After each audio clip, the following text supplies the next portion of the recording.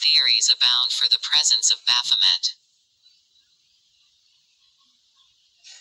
These include a linguistic corruption of the Prophet Muhammad, or Muhammad, a symbol of the baptism of wisdom, the direct translation of the Greek term Baphomet, and a literal idol. It is interesting to note that in Kabbalistic theory, the lesser countenance of God, the Zor Anpin, is revealed as a human head. Regardless of these aberrations, one thing is certain.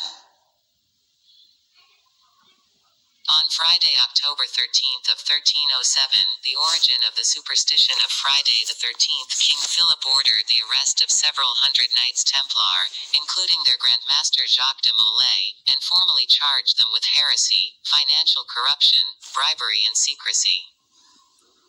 Their assets were seized, members were tortured and burned alive at the stake, including de Molay, and the order was formally dissolved.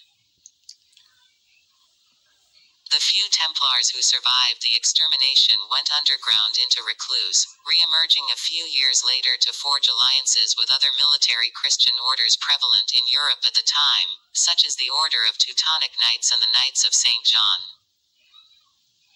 The Templars may have died in the most ignominious of manners, but their legacy, and some say their secret teachings, continue to this day. Sometimes in the most sinister form imaginable, as you will soon see. The legacy of the Templars. The Templar mystique continues to this day, permeated through the teachings of esoteric orders and secret societies as well as seemingly innocuous entities. The International Youth Organization Order of de Molay, a Freemasonic offshoot professing to teach young men to become better and more responsible community leaders and organizers, takes its name from the martyred Templar, Jacques de Molay. The Catholic fraternal organization the Knights of Columbus freely admit that their structure is modeled after the spirit of the Knights Templar. And the French Revolution, widely held to be masterminded by the Order of Illuminati, of whom we'll go into detail subsequent chapters, found an unlikely ally in the Templars when, during the public execution of Louis XV, an unknown man leapt onto the scaffolding to yell, "Jacques de Molay, thou art avenged," before the applauding crowd before disappearing back into mystery. A blood-drunk boast. Or a Templar descendant. Freemasony and the Knights Templar.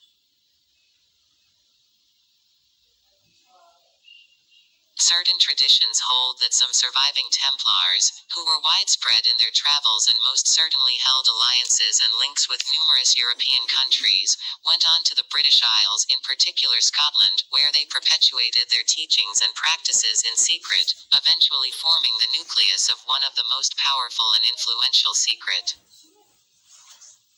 societies in the West, the ancient and accepted rite of Freemasonry.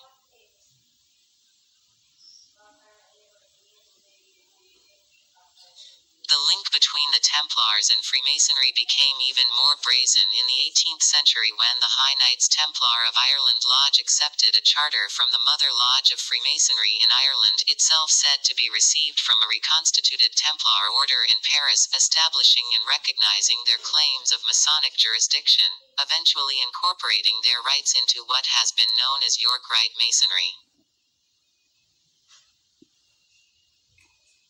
This rite is only available by invitation only, and ostensibly, only Freemasons who profess belief in Christianity, as opposed to standard Freemasonry which is available to anyone who professes belief in a higher power of any sort, are eligible. Yet the historical Knights Templar, who were also a nominally Christian organization, were alleged to hold beliefs diametrically opposite to conventional Christian doctrine, including the rejection of Jesus Christ, perhaps influenced by contact with the nearby heretical Cathar sect of Gnostics active in the 12th and 13th centuries in the region. Could it be that their Masonic descendants also teach similar doctrines in their lodge meetings? Doctrines hidden, even from the eyes of the sincere but misguided new recruit.